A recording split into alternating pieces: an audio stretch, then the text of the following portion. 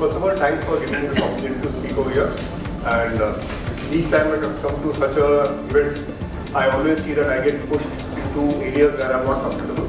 This topic has made me severely uncomfortable, but then I managed to walk through it to try and understand it, and I'll give it my own spin because ultimately it's my perspective which I want to share with you all. And so whenever people speak about AI and think that the AI is coming and the world is going to come to an end and stuff, so I was reading some things and I've seen whenever I start looking for some information, suddenly the environment starts providing it to me. So day for yesterday there was this article in Deccan Herald. It was a copy from New York Times in which they were speaking about AI. There was this company in the US, they were using this software called AI app called Cursor. So this company was generating 25,000 lines of code every month. After they started using Cursor, they went from 25,000 to 250,000 lines of code. So that means the guy says that everybody is a coder. So what's the other side of it? Once you write a code, it has to be verified. It has to be reviewed to see that is it working or not. So that's not happening.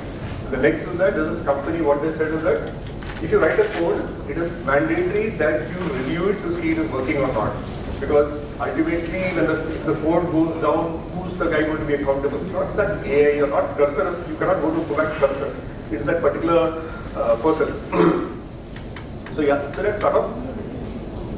So all my lectures about all these stuff, I always like to post this picture of the gentleman. Anybody knows who this guy is? The older people may know him. So this guy was the person because of which we are sitting here today. He prevented a mutual assured destruction action. He is an Air Force pilot in the Russian Air Force. So 1983 or something, when the Cold War was at its peak, he was sitting at this monitor and he found a missile being fired from the US towards Moscow. And the impact time is 25 minutes. So he saw one missile coming. So the system telling him that the missile is going to come. But then he used his brains, his judgment. And what he said is that if the US has to attack Russia, they will not send one missile, they will send multiple missiles because Russia is not exactly Israel, a small place. It's going to be a big place, you've got to send multiple things. So he calls up the person, his superior, and says that, sir, there is a system glitch. It has been shown that there is one missile which is coming from the US, but the system glitch, I am working on it. So things was controlled. So AI, like all the persons who spoke before us, always told that AI is a tool, so learn how to use it. That's the most important thing. So guys, I forgot to tell you this. So my lecture has been chosen at a very strategic time, after lunch. So all of y'all are, stomachs are full and you're digesting. But remember one thing, that if any of y'all fall and injure yourselves, I'm not to be held at fault. You can talk to Dominic and get from that. So here's what we are trying to do. We are trying to move from AI anxiety to AI stewardship. That's something that is very, very important. All of us, so back in the day when I was in the training in academy, I was a dead thinker. So for one of my postmates is sitting there behind. He can personally vouch that I drank half the swimming pool's water. So it was my anxiety. Have I got on that? That's a different thing. So a lot of us in the security world, because of the fact that we do not know AI, we tend to freeze up. But I always tell people that who's the most successful Formula 1 driver? Lewis Hamilton or Michael Schumacher? Michael Schumacher. So Michael Schumacher was the best driver. But if you go and tell him to build a car, he will not be able to build even a Maruti 800. So there's no need for you to go start understanding coding. As long as you know what to do with that particular stuff, I think you can do. So this is something that I have been seeing. And the second one is very important. The security generation, majority of the security people, I'll be reaching there. We don't like asking for help. It's a good thing, it's a bad thing. So when things are over your head, you still keep quiet and still say that, you know what, I will go through it, I will go through the pain barrier and I will. So that's the place when you're not supposed to do it. I was telling Srinivas, for all this bluster that the IT people keep saying, I keep reminding them. They say that they are as if they are God's own. But I always tell them, you know what, there's something called Y2K. Because you guys forgot that after 1999, 2000 will come, they just forgot that. So it's not that they don't make mistakes. They glorify it with good synonyms, and like Gary said, we are at fault. We did not create synonyms. So challenges. So AI is moving, our leadership is hesitating. So that is something which has always been there. So we have to start understanding that. Sometimes your strength turns into rigidity. That is something that I'll be speaking of when the slides go ahead. Again, the traditional security professional. I know everything. Like Gary said, you come to me. I will not come to you. I know everything. I am the gatekeeper. I am the Iran of the Straits of Hormuz. I will not let anybody in. You have to come to me. Which is not possible, which is not exactly working out. A lot of us, even I was at fault. But it's only very late in my life that I realized that I have to be more engaging and stuff. Otherwise, I was also very happy sitting inside my ivory tower. So this is some very important information which is there. We have to remember that whatever AI does, you have to remember that decision involving fairness, trust, safety cannot be delegated to machines. You have to have a human in the loop. If you don't have human in the loop, you are going to end up in a situation wherein, like for example, like Lieutenant Colonel Stanley Law, when he interpreted that the missile was not coming, it would have been a disaster. So you have to have a look at it. Like all those people are generating so many codes and they are not verifying it. Who's going to be held at fault? It's a human being. So we have to remember that this is a tool that has to be used. So in my newest avatar as a coach, one of the first things when you start out as a coach is you have to ask the client, what do you want to discuss? So a whole lot of times when you say what do you want to discuss, the person may not fully be able to tell what they want to discuss. You have to ask them clarifying questions to get to what they want to discuss, what they actually want to do. So a whole lot of times people say that, oh, we are going to put AI into a system. Do you know what is it going to required for? Do you know what it's used? Do you know, and all our AI persons who are in technical things, they know that AI system does not come ready out of the box. You just kind of unbox it and it's a ready, steady go, it runs that way. You have to train it, it takes time, there's a gestation period to it. It's not that you take out a phone and you switch it on and say, no, it does not work that way. So that is something people forget. So where does AI adds immediate value? I just gave you some of the things that all of us know. I just thought I'd bring it to one page. So there are many tools available. So again, you have to use the right tool for the right thing. I always keep telling people, one of the best horses in the horse world is the Arabian stallion. But if you're going to buy an Arabian stallion and you're going to take it to plow a field, it will not be a success. So you've got to use the right tool for what you want. So the most important thing is that to understand your ask. So that's the time when maybe you can come to a person like me and I can talk to you and help you discover what you actually want. We may think that we want something, but what is it going to be exactly used for is something that we can talk and discuss and then we can come to that. So it's very important. Otherwise you go to a vendor and say that मुझे ऐसा करना है. क्यों करना है मुझे पता नहीं है. And then the budget and the people ask that इसका ROI क्या है, then you cannot respond to that, then it all becomes a problem. So again, the history of large LLMs. The first LLM came in 2018. When it came in 2018, the learning level of it, or the education level when compared to human being was high school. And now the present level that we are at the present LLMs can have passed the Wharton MBA exam too. But again, LLMs do not give you, they don't replace a human being. It can be human-like, but it's not human. A lot of times you have to remember that it's a thinking partner that reflects a strong human-like understanding. Ultimately, the decision has to be yours. You cannot turn around and say that MS Copilot ne bola tha, that's why I did that. No, that will not work. When, especially in our function, so in our function we have to deal with all sorts of things which have never happened, black swan events and stuff. Could LLMs predict what was going to happen in Bangladesh? What was going to happen in Nepal? No, you could not.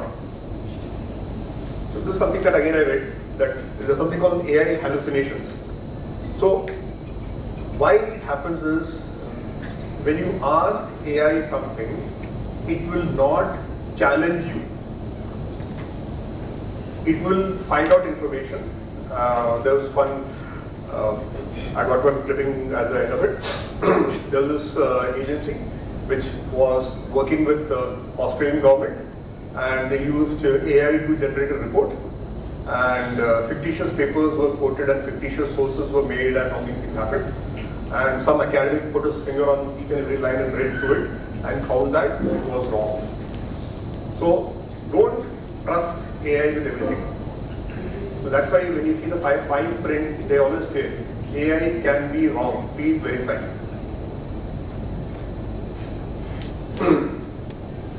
So this is something that it's a reality. We just cannot get away with that.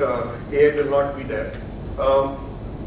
Again, the most important thing for a security professional is always to be able to balance the AI insights with the human judgment and ethical accountability. If you don't have that, then this entire thing comes to a very mechanical thing, and then you will get replaced. What is your judgment? How can you read between that thing and tell what is happening? Even when you engage any, what should I say, third party to do, for example, TVRA, and once the report comes, it's again left to that agency, that organization to interpret it in the best possible way so that it can positively affect the organization. So you want to use the human judgment. So why do security leaders dismiss emerging AI? First of all, we are very, very risk averse. And we always go back on reliance on proven controls. I did this, or my senior told me that this is what happened. I will rely on this and go and go. So information which is there, we always leverage that to go ahead. Then there are three predictable patterns of resistance. First is that we can do it sometime in the future. We immediately need to, we can do it sometime in the future. And the future is now, things are changing. Again, the resulting gap, decision making remains insulated. This is something very interesting slide. So why do majority of people act in this room, act the way it is? So we have got something which I picked up in the coaching life. There's something called the Be Strong personality. So I am a Be Strong personality. I click on everything. Everything is there. So this is something that a lot of us get. It works for us. There's a lot of good things which happen when you have this Be Strong personality, but at times it can be a problem too. So what can help? What can hinder? So why did I post this picture of this gentleman on the left? Left is a guy called Joe Frazier. Joe Frazier was a great boxer, and he was known for his left hook. Why was the left hook so famous? Because as a child, he fell down and he broke his hand or something happened, and he could never straighten his left arm. So he used that problem to become the best left hook person. His hand was always that way. So what I'm saying is that having a Be Strong personality is not wrong. If you use it, you understand your limitations, you understand how things are going to happen, you understand what you can do to counter that, then it works. Otherwise, we'll end up in a problem. So the real divider, rigid strike, I must already know. So again, for me, again I keep going back to being a coach. So in the security world, it was imperative that I know things. But actually, if I put my hand on my heart, is it possible for me to know everything that's happening under the sun? No, it's not possible. So, if you don't, you have to learn fast, you have to decide when to trust. That's something which is very important. So, all of you all would have heard this Black Swan event and all that.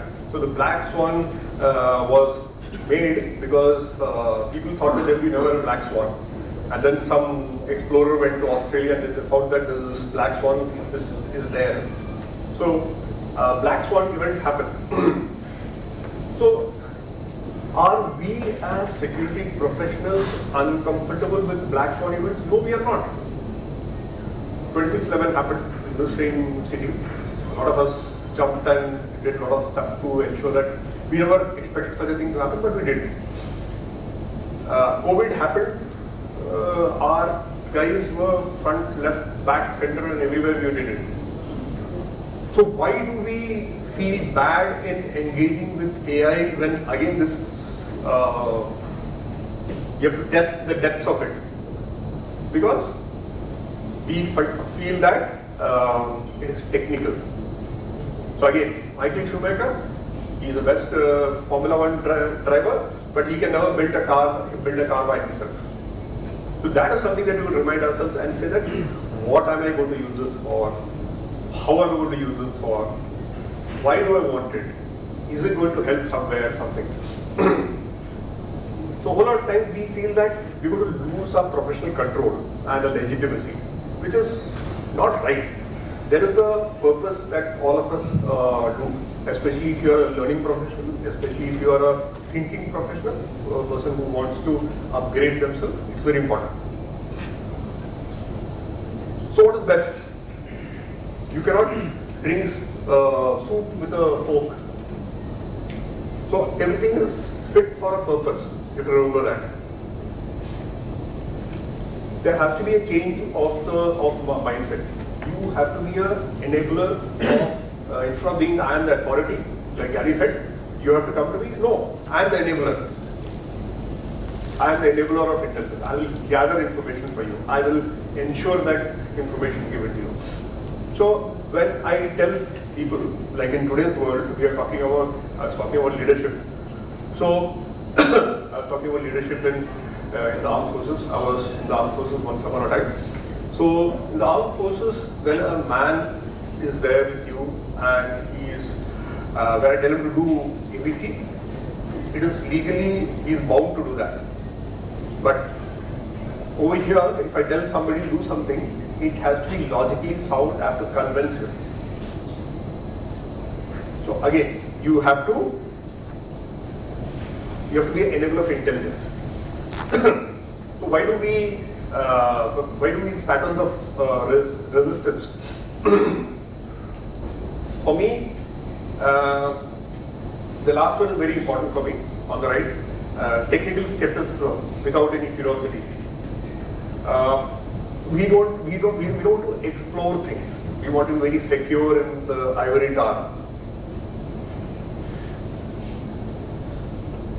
So I was reading that paper about that AI and stuff. So what it was saying is that AI works best on a laptop. Typically, earlier times, the coders used to work on a secure server. So now all the AI work is happening on laptops. So what happens is that people carry back source codes, people carry back information. Have you thought how that's going to impact? So does AI help? Yes, it helps. But how much, where you want to, we are not thought it out.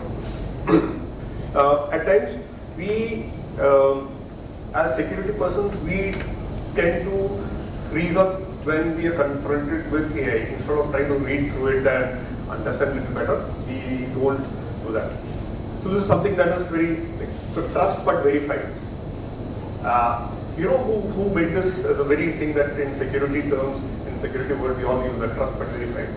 This was made famous by Ronald Reagan when the disarmament process was happening, and he took it from a Russian proverb, trust but verify.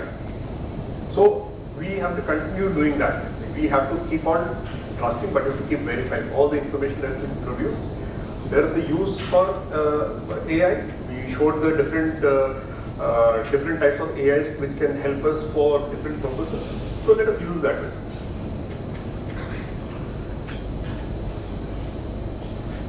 So AIs can advise, but human beings ultimately have to, what should I say, have to take decisions. Something very important, second line, second paragraph, first line. LLMs have no awareness beyond the prompt. Whatever you ask it, that's what they will respond to it. They don't have any other information available over there. No business strategy, no regulatory duty, no cultural nuances, no moral intent, nothing is there. So that is something that has to be. Ultimately, the decision making has to be undertaken by the security professional or the human being which is there. So again, the strategic guardrails. We have to have strategic guardrails. If you don't have that, it helps accelerate analysis, improve productivity, but security leaders must define permitted and prohibited use, enforce human accountability for outcomes. If we don't do that, if we outsource that, then it is going to be a problem. So again, I was just trying to see that how is it the neurological side of it, the neuro angle. Accountability is experience, not executed. And what cannot feel consequence cannot own accountability. This is something very, very important. And so when we are engaging with AI agents, we must engage. There are lots of use for it. It speeds up a lot of tasks. Use it intelligently. So I was very surprised to read this. So this is that jockey, the famous jockey. I used to think that the jockeys, when they were riding the horse, they used to whip the horse. So apparently they don't. The race horses, they don't need to be whipped. The stuff that they carry, it is only for guiding it. So that more whipping does not equal to more results. Role of the whip used to guide, encourage and not punish. So we have to be organizations, or as we as CSOs or you as CSOs have to be, remember that, be like a jockey. Use with skill, not with force. All of us have come from, I came from a time when we had phones. When I was born, there was that, rotatory phone was there, then the numbers came in, and then different things came in. But, so we changed. So be kind to your team. You yourself do not know what is happening, there are a lot of unexplored things. So learn with them, very important. So why do I talk about coaching? So this is a coach, when he speaks to a client, his expertise as a coach does not matter. It matters on what is the person looking for. What is the end goal that the person is wanting for. That is so relevant today in today's world. As a CSO and as a security professional who's having lots of people under them, it's very important to approach people with a coaching mindset. If you're going to give them directions, then they'll always be waiting for the directives. Then you are a single point of failure. If you are not there, what will happen? So that is something that you have to do. So, but if you say that, okay, what do you think we can do, or how do you think we can do? So this Iran-Israel thing which has happened, they killed the supreme leader. And but what did they do? They had already got 3 plans for it. They had different places where they could operate without. So did they use coaching? Did they do risk analysis? They did. So here, a whole lot of times, CSOs don't need coaching because they lack expertise. We have to take, or we here use the word CSO. Here, it can be CSO, it can be the teams below. At times, you have to invest in using a coach to ensure that your team starts using in a much more better manner. Otherwise, it will be that a lot of times in India, very unfortunately, all of us are Indians, we have this rural sanitation action. So they build toilets, but they just build the structure. There is nothing connected to it. So is it of use? No use. Have they built the toilet? Yes, they have built the toilet. So please don't do it that way. You have to ensure that you give them a safe space so that they can succeed. If you tell them that you're going to have a zero error syndrome, you cannot do any mistakes, then you're going to be, people will remain entrenched in that, in their known areas, and there will be no movement. So how does coaching help? Coaching reinforces decision ownership and authority discipline. It does not make you, So again, you can say that I decide and not the system recommends. You will have all sorts of expensive AI tools, all sorts of stuff is happening, but ultimately at the end of it, you have to be, your team over here has to be there ready and empowered. They should not feel like, oh my God, I have got such an expensive tool, how can I go and say no? There's this movie which is that Ford versus Ferrari. Anybody seen it? So in that, an expensive car is brought for 10 miles, and he's driving it, and he comes and he stops and says that the car has got lots of problems. So luckily for him, Matt Damon, he agrees to it, and he says that okay, let's rework this. The wind is coming from there, the wind is coming from there. So if that guy said no, it's the best car in the world, you should drive it, you're gone. So it's very important that you have to justify, you have to work with the team. So leadership is always, leadership identity is always under pressure. So when this Bangladesh coup took place, so there was this friend of mine who asked me, so do you know what's going to happen in Bangladesh? I said, boss, the research analysis wing of India was not exactly clear on what's going to happen, and you expect with a 2-man team to understand what's going to happen over there? You will have to wait. The situations develop, and so he said, no, the business needs to go there. I said, yes, business needs to go there, but you have to advise them of the risks which can be done, and then only go there. So don't expect you will have the answers to everything. It's like a computer game. Until you cross level 1, the level 2 will not open. So, what will help? What will assist? So coaching helps surface discomfort early. So it helps you become much more aware of your own shortcomings. It helps you become aware of the different your own strengths. Otherwise, you will not be able to succeed. Like for example, I'll give my own example.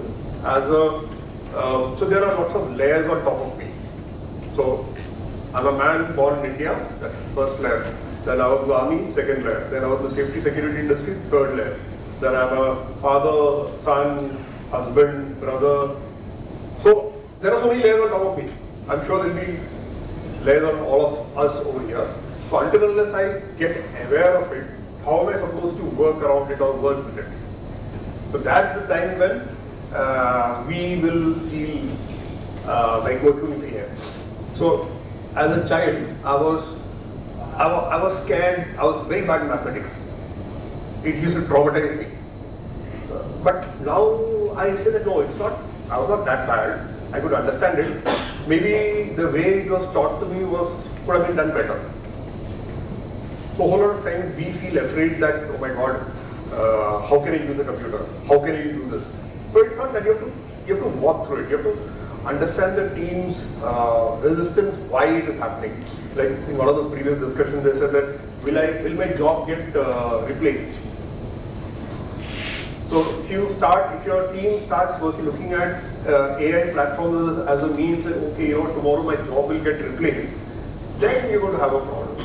Then they will keep finding out faults. Then they will keep on putting a resistance to it. But if you tell them, what?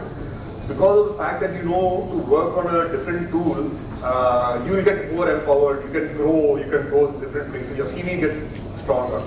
So how you speak as a leader or as a manager of human beings is very important. So, like Vamshi was telling that organization lives with stories. Very important to tell a story. Very important to tell them the context of why you have to do this thing. ये करने से ये हो सकता है. This is how it will benefit. If you don't do that, then they will just read it from their own limited view and be done with it.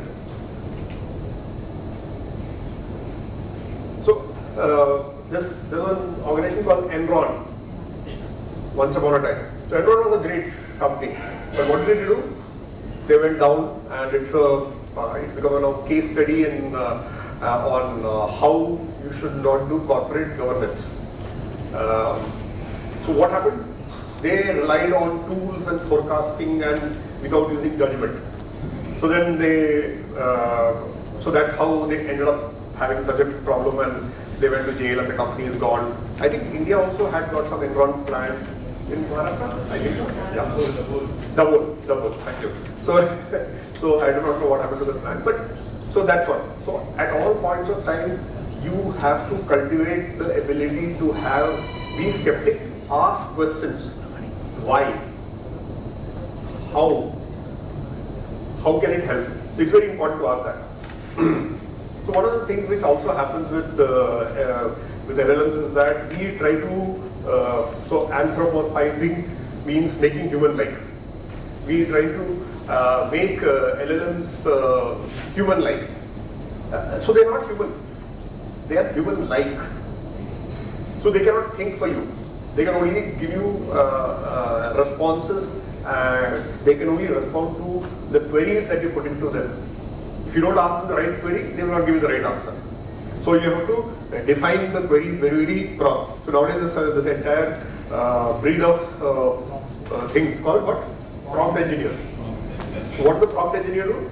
You're supposed to communicate with the system in the language so that the information can be got out.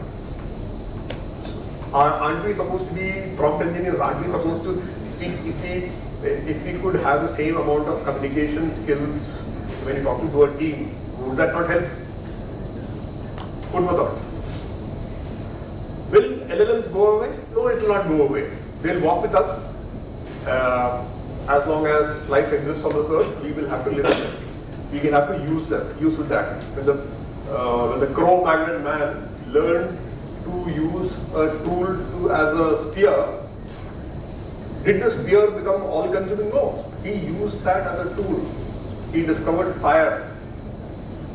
And then he knew how to propagate that fire. Same way we will continue to learn with it. It's not, as long as we try to understand with it, the persons, if you go back in the day, I'm very sure there would have been some person who would have viewed fire very skeptically and not used it. I'm very sure he would have starved to death, because without fire you can't cook anything and life expectancy would have really gone down. So you have to keep working with the system to see how we can go ahead. This is that particular organization. I removed the name of the organization. So this actually happened. That one of the big fours was told to create some report, and they used AI, and obviously AI hallucinated. They quoted fictitious papers, sources, everything, and then it went down. So again, this was quoted from the Bible. Please don't feel bad. So if you don't ask for it, it will never be given. Until unless you ask for it in the right word, the right place, the right time, you will never discover it. As long as you are secure in the space that you are, it's perfectly fine. So here I have come to the end of my discussion, and I just want to give you all, my entire thing was not to make you all expert in AI or make you all start beating the doors, my doors down, like mujhe coach karo. So all leaving you all with an idea in mind. This is a tool that's available. Use it for your benefit. If you don't use it, nothing is going to happen. There are lots of people who drive an old car, which is very fine for them. They have to go to buy sabji and come back, it's fine for them. As long as the government does not catch them, they can keep driving the 50-year-old car. Perfectly fine. But if you need to do something else, if you need to do something different, so yes, any questions? So I'm going to tell you a small joke at the end of it. So but that Einstein joke, not the Epstein joke, Einstein joke. So the Einstein joke goes this way. Back in the day when Einstein was traveling as a lecturer, so he used to have a driver. So the driver used to sit through his lectures, and at the end of the 58th lecture, the driver told Einstein, you know what, I know lecture by heart, next time I can go and give it. So I said, okay. So those days, this story, don't ask questions, right? So yes, okay, and this guy goes and stands and asks, delivers the entire lecture, and then in the middle of it, somebody stands up and asks, I have got a question. So guys say, okay, you know what, it's so simple that my driver will answer it. So okay, any questions? I'm ready to take it. Otherwise, I've got some friendly neighborhood drivers sitting in the audience, and they will answer it for you. Thank you all.